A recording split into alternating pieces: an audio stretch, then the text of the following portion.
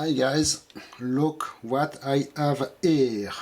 After 25 or 30 years of camera collecting, at least I was able to find Leicas at an affordable price.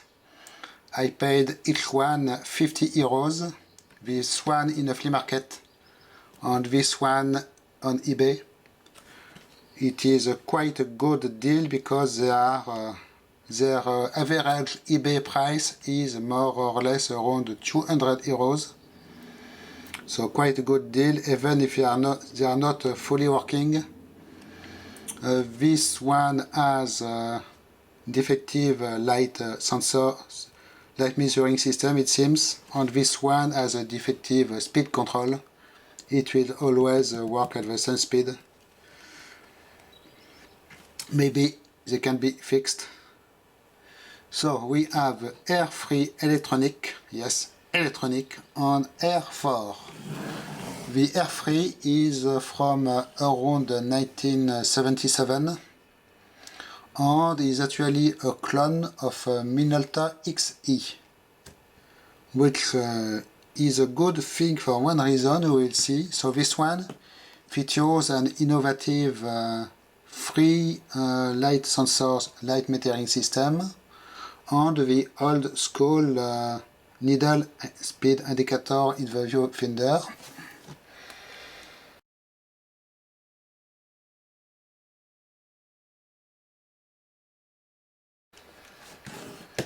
So it is in a nice cosmetic condition, at least, quite good, except for one missing grip here on the arming lever. But it is not a super big deal because as it is a clone of Minolta XE camera, I believe if I find a scrap Minolta XE, I will be able to salvage the part and put it back here. Maybe I have already in my stock somewhere a matching part, but I have to dig for it in my stock. So this one is the quite old system. Here you have the light metering adjustment, center or wall area of the frame.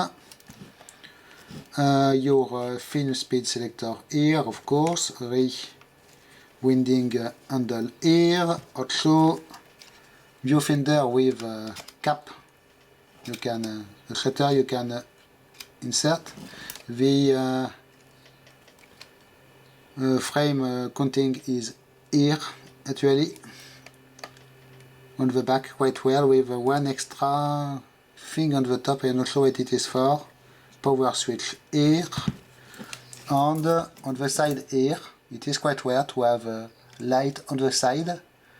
I was thinking it might be the timer, but not the timer is just completely mechanical. It is actually a battery checker with this little hidden button here. Regular sockets here for the external flash, aperture lever here to test your aperture, I believe, and lance release, and of course your mechanical timer. Is it even working? Maybe I need to power it on first. Yes, of course.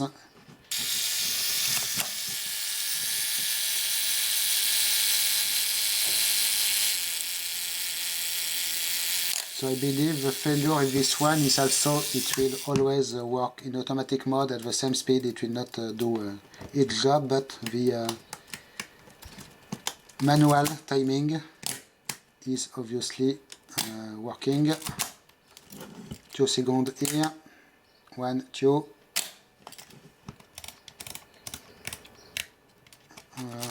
1/1000th of a second here.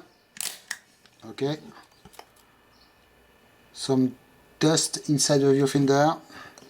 Made in Portugal, yes, Leica had a factory in Portugal where actually a good amount of European market cameras, from what I understand, were made. And if I remove the back cover. You can see still little bit of dust to remove in here. I will take care of it. And well, your metal shutter. Okay. Some decaying foam as you can expect. So it is this first one.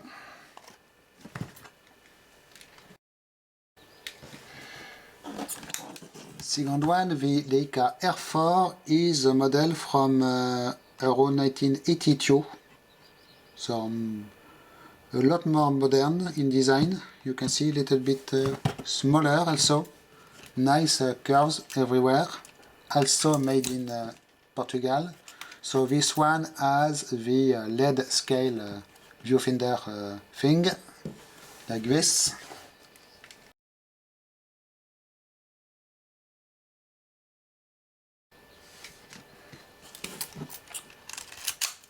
So the the LED things in the viewfinder are working, but the actual speed control will not do anything. I guess. Yes, it will be always the same speed, even if here I set super low speeds. Let's take, well, 1 second. Yes, you can see it is definitely not 1 second. Okay, also we have the shutter inside the viewfinder. Little more regular design here for the frame counter and your aperture readout here, which is also existing on the other one, and you will see it in the viewfinder in the little window. And this one has a weird thing on the back. You can see on the back of the shutter there is this kind of mirror, secondary mirror thing. Does it work in a B setting? Yes. So it will get out of the way, but it will come back.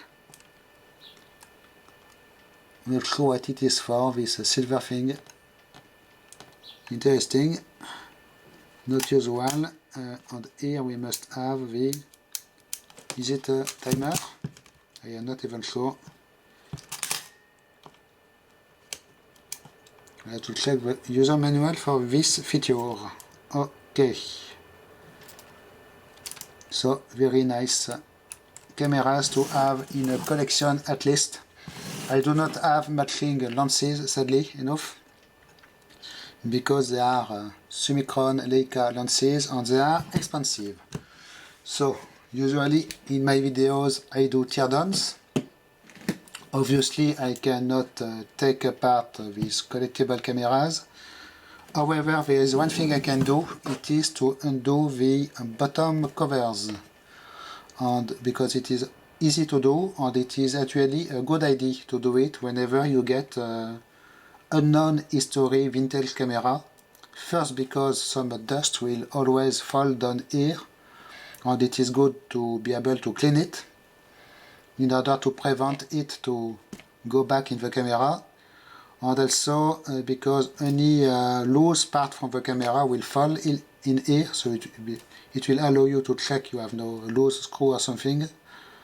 And the power supply circuits are always in this area, so it will be the opportunity to check for any battery leakage or bad capacitors or things like this. So I will do both of them. We'll start with this one. I guess I need to remove the battery first. So it is a good thing they use LR44s batteries, the regular ones. Not impossible to find mercury cells. And this one does only have 2 screws, which I definitely do not want to lose.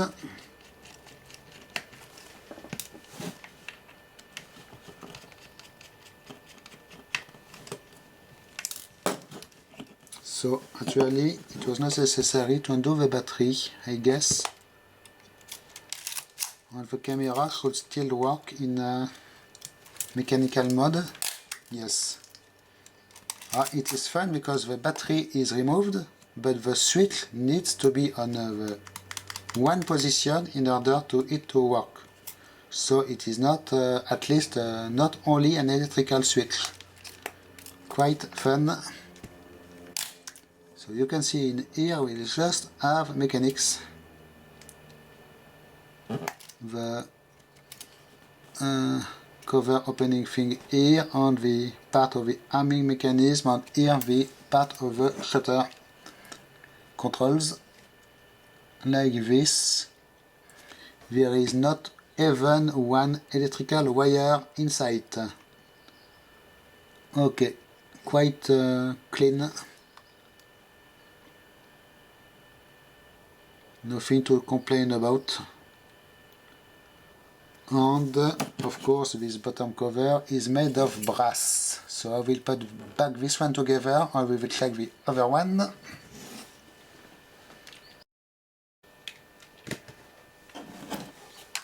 So for this one I can expect a little bit more electronics at the bottom. There is contacts here provided for motor drive. I believe it will not be necessary to undo the battery.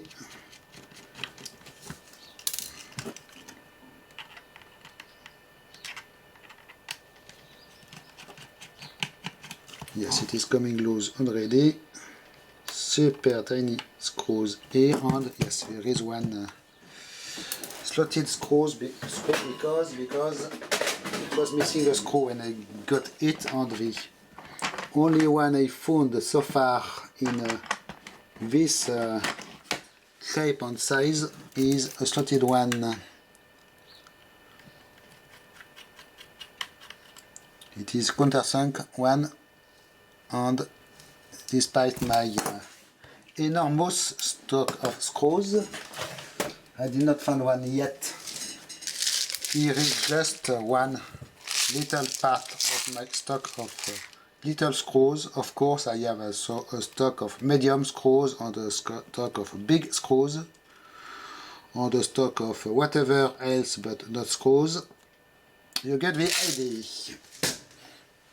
So in here, the battery cover is actually part of the cover this time. What do we have?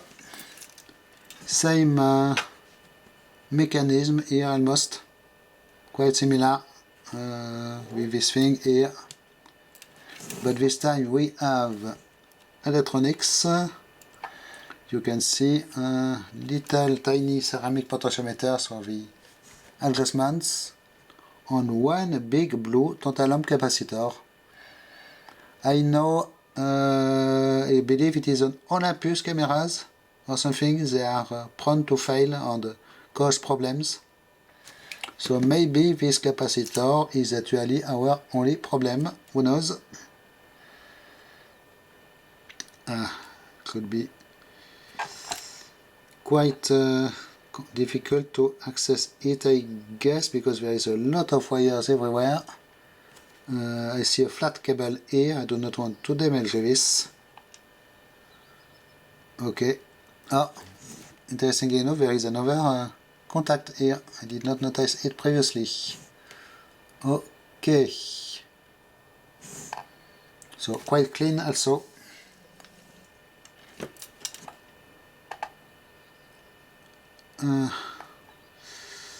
Not a whole bunch of electronics, obviously.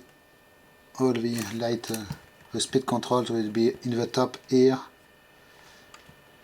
You can find online cutaways of Leicas, and I did also see on eBay dealership cutaway of a Leica, very nicely made but at a completely incredible price.